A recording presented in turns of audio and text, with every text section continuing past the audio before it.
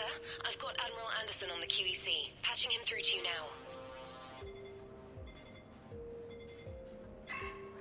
Shepard. Admiral, how you holding up? Day by day, Commander. Yeah. Hackett sent me a message about this apartment. I want you to have it. Take it off my hands. Are you serious? You need a place that's yours. Somewhere to recharge, clear your head. Kaylee wanted us to settle down there. Thing is, the longer I'm on Earth, the less I want to leave. And I want as few loose ends out there as possible. Like I said, you'd be doing me a favor. That's very generous. It's practical. We need you in the best shape possible. Rested. Focused. If you say so. Thank you. And make yourself at home, damn it. It's yours now. I'm sure I can manage. Okay, good. Been meaning to do that for a while. I'll talk to you soon. Be careful out there, Anderson. You too, Shepard.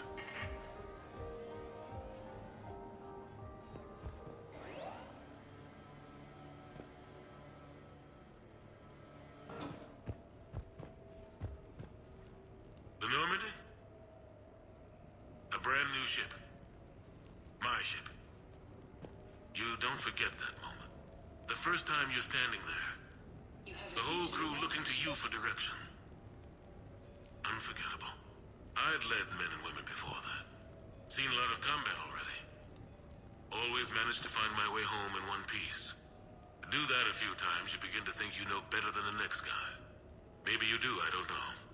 But if you're lucky, really lucky, you find yourself on a good ship, in front of a good crew.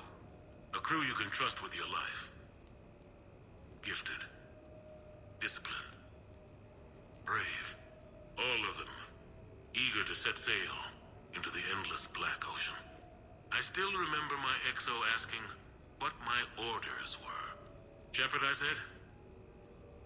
Let's see what we can find.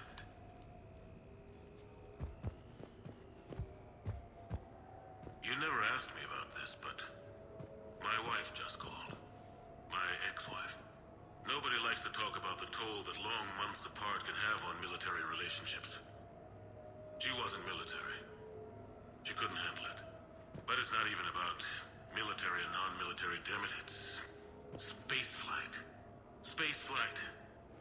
Finding the mass relays, miracles of engineering. Human imagination rising to meet our desires. We pay a price for that curiosity, that drive. Our relationships suffer. People we love suffer. But that's reality. And it's worth the cost. I must have thought it was. I guess I still do. In the end, you just have to hope you made the right choices.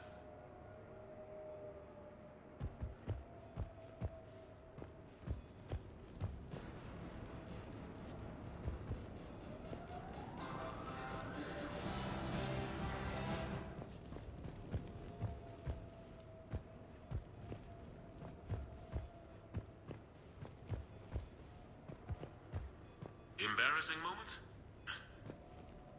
I've got more of those than anyone will ever know. Only way to learn something. But if I had to pick one to share... I had just gotten promoted to N7. Full of myself. King of the castle. Found myself buying drinks for undesirables in some rundown bar in the wards. They toasted my recent promotion. Hell, they would have toasted Batarian slavers if it had got them more drinks. About the time my money ran out, my new friends turned on me. I was outnumbered. Things didn't look good. My plan to get out of there involved lots of punching. Well, that worked for a while. Then a table hit me. Or I fell down. When I came to, I saw a Solarian putting the rest of the troublemakers down. A Solarian? Moved like a damn cat, I swear. When everybody was out cold. Or running. He walked over and helped me up. N7, he asked. Yes, sir, I replied. He looked over my collection of unconscious friends, nodding. Not bad, human, he said. Then he walked away. I had met my first Spectre. Learned an important lesson that day. No matter how good you think you are, there's always somebody quicker, faster, and a hell of a lot smarter than you just around the corner. That little lesson's kept me alive more than once since then.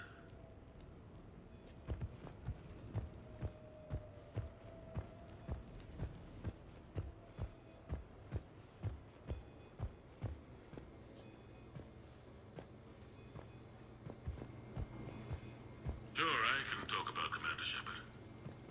Big topic. There's been a lot written about the Commander, but most of it isn't true. People are quick to judge.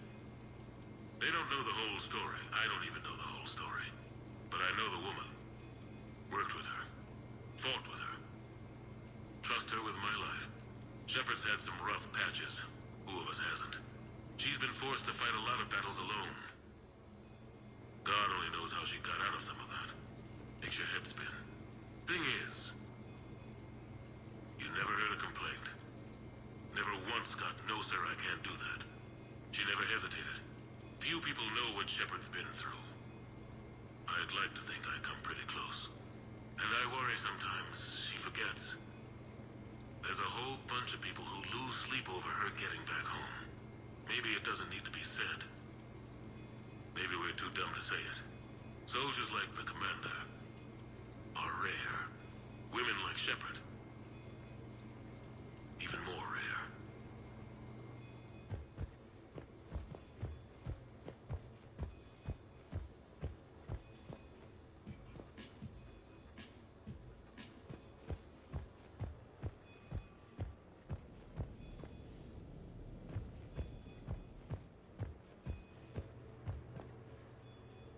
Okay. I have your new questions here. As a leader, do I ever feel that the end justify the means? Spirit of law over word of law. I'm not going to touch that with a 10-foot pole, but I think I know what you're after. You're referring to the way I, arranged to have the Normandy released to Commander Shepard before the Battle of the Citadel. I'm not sure how valuable hindsight is to the military. Obviously, it worked out for the best. Without the Normandy and Commander Shepard free to do what they needed to do, what we needed them to do, Saren might have taken the Citadel. I think it's clear what a different galaxy this would be if that had happened. I did what I had to. If I had been wrong, I would have gladly accepted the repercussions. The real trick is never being wrong. If you're looking for more action and less philosophy in these notes, let me know.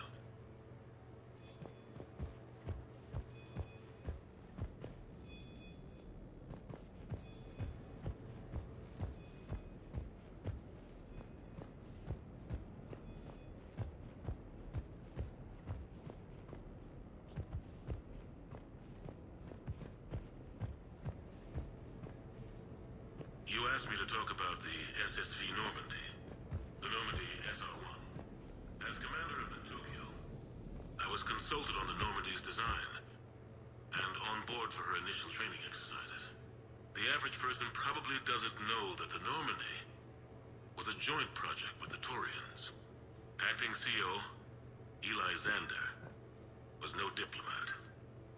She ran out of patience with Taurian posturing and politicking during construction. The chief architect of the Drive Corps, Octavio Tatum, and his team of Taurian engineers were in the CIC for final training exercises. Tempers flared when Xander pushed the limits of the stealth system, waiting to vent the IES well past what Tatum was comfortable with. I tried to calm the situation, but it still ended with the Taurian scientist in shackles and a human-Taurian fistfight at Korra's den later. Funny now. When I first laid eyes on the Normandy, she was the most beautiful thing I'd ever seen. Day after that training run, Admiral Wright found me on the bridge. "She's yours," he said. "Can't trust her to Xander. Send me a list of crew from the Tokyo you'd like, and prep for your first mission." Short command thanks to Saren. Still, one of the highlights of a long career.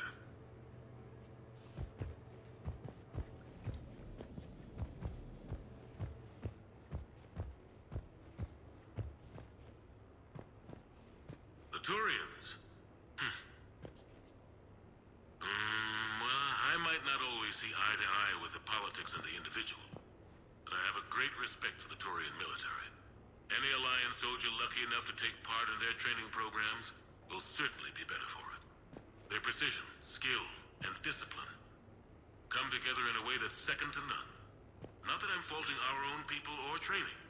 It's just that after fighting Turians in the First Contact War, years later, I had the opportunity to observe and train on Palaven.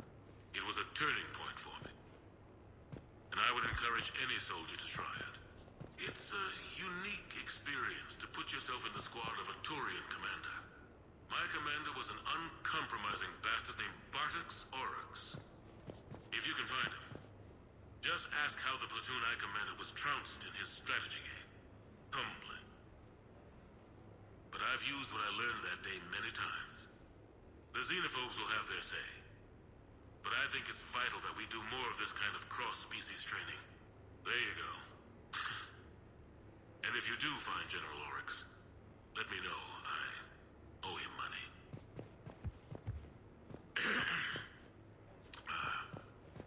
Okay. So, Tombstone data. Admiral David Edward Anderson.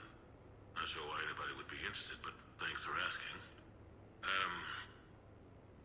I was born in London, June 8th, 2137. The last of 3 children born to Ursula and Paul Anderson. A nurse and a flight mechanic, respectively. But that's a little dry. And someone's gonna spice this up, right? Never been much for the spotlight. Anyway, where was I? It was a second marriage for my parents. They were almost 50 by the time they had me. My mother worked shifts, so my father would often take her to the base. While he worked, I watched transport ships and fighters take off. Worked his whole life around space travel, my father. But he never left Earth. Not for a day. He was a good man. But that's just a side note. Don't put that in. Who is it, Kaylee? Yes, I need to take that. I hope this is what you're after. I'll get to the more interesting N7 stuff next time.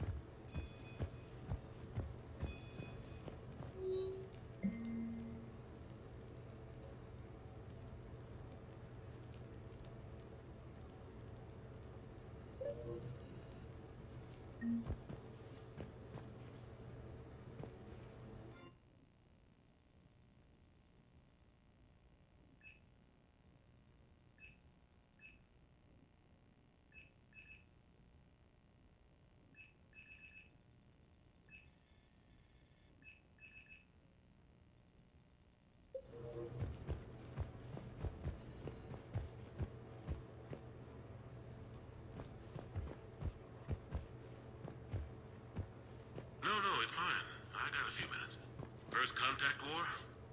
Yeah. I was there. My first real combat. First for a lot of us. I remember one night early in the war. Strapped to my seat as our transport approached the LZ. Everyone was dead silent. Just the sound of breathing. Good men. I trained with all of them. We were always joking and horsing around, but not this time. Just the rattle of the shuttle. And that heavy breathing. Everyone was thinking the same thing. We're off to fight alien invaders. Aliens. Think about that. We all grew up wondering what was out there. If we were alone in the universe, now we knew. We weren't alone. And we were in trouble. So there we were, about to face an enemy as different and unknown as we could imagine. I knew I had to say something, keep the men relaxed. So I turned to the soldier beside me, Hendrix, I think, and asked him how his mother was doing. Fine, he said. Why? Because I heard your mama's so ugly the Marines thought she was a Turian. Almost shot her. I got a few smiles. Then Hendrix turned to me and said, "Hell, Anderson, I heard it was a picture of your mama that started this goddamn war in the first place. Scared the Turians shitless." Everyone had a good laugh at that. And the boys fought great that night. Sometimes that's all it takes. A joke, a pat on the back. Just a little reminder that everything's gonna be okay.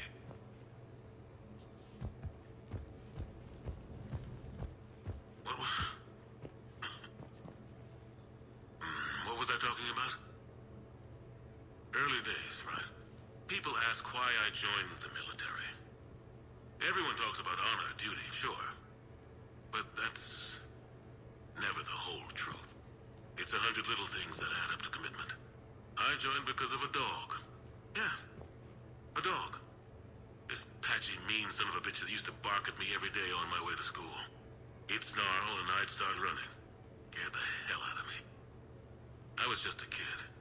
I remember being in a bad mood one morning. Angry, I can't recall why. When that dog started in on me, I snapped. Started barking right back. We both kept at it until we had nothing left. Dog never bothered me again. Why'd I join the military? Sometimes you just gotta howl to make things right.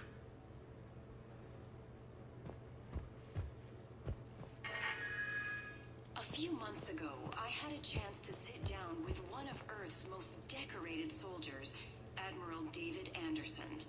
He was kind enough to answer my questions and talk about his career. Today, the Admiral is on Earth, leading the defense of our home against the Reapers.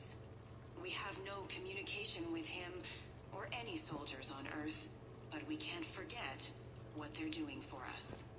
Tonight's show is dedicated to all of the soldiers out there, fighting and dying to keep us safe. Admiral Anderson, today marks the 30th anniversary of the N7 program. Can you describe your first day of training in this now famous program? The Interplanetary Combatives Training Program is all business from day one. How so? We're given basic gear, then separated and stranded on an asteroid with no nav data. The test ends when the last person runs out of oxygen. Sounds daunting. What happens to the ones who run out of air first? Out of the program. The best N7s can survive alone, but work together to survive even longer. That's very impressive, Admiral. Deep space survival training. That has to be so difficult. All of it would take such strength of character. Well, just plain strength. But then you seem like a strong person. I'm sorry. Is there a question in there? Well, does the program make the man? Or do you think you were born for this?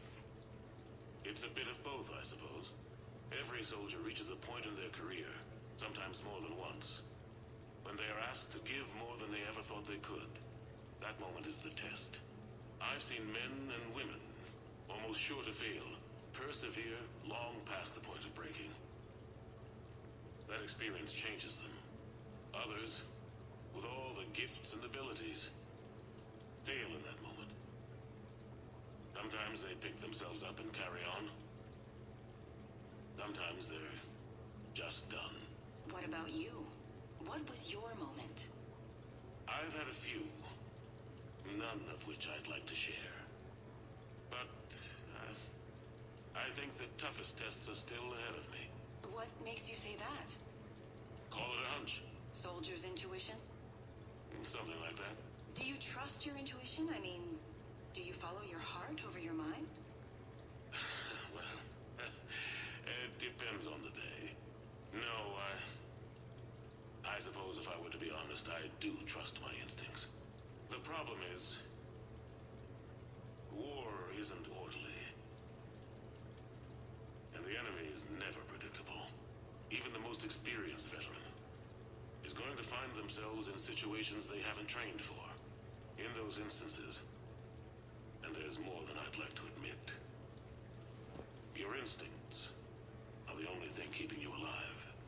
That, and the men and women you're fighting beside. But soldiers are only as good as their leader, isn't that true? Yeah. A good leader can make an okay squad great.